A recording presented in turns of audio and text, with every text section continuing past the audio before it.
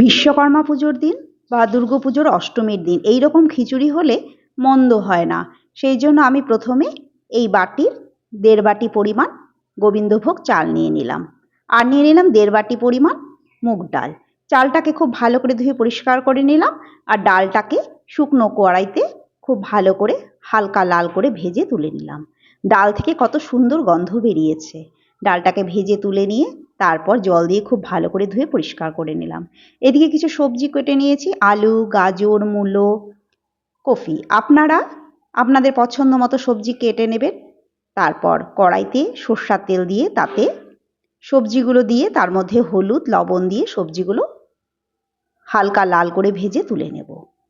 আর অন্য একটি কড়াইতে জল বসিয়ে দিয়েছি। যে বাটির চাল নিয়ে নিয়েছি সেই বাটির, মানে চাল ডাল মিলিয়ে হয়েছে 3 বাটি, তার 3 গুণ মানে 9 বাটি পরিমাণ জল দিয়েছি। জল ফুটে উঠলে তাতে চাল ডালটা দিয়ে পরিমাণ মতো হলুদ লবণ দিয়ে দিলাম।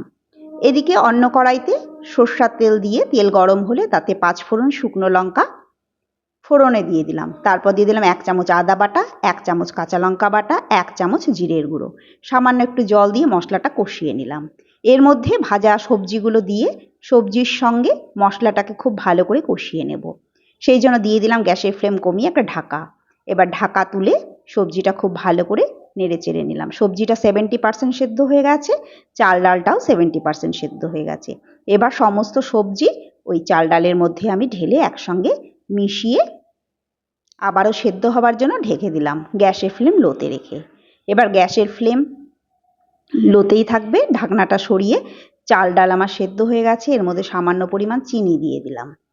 দেখুন খিচুড়ি প্রায় হয়ে এসেছে।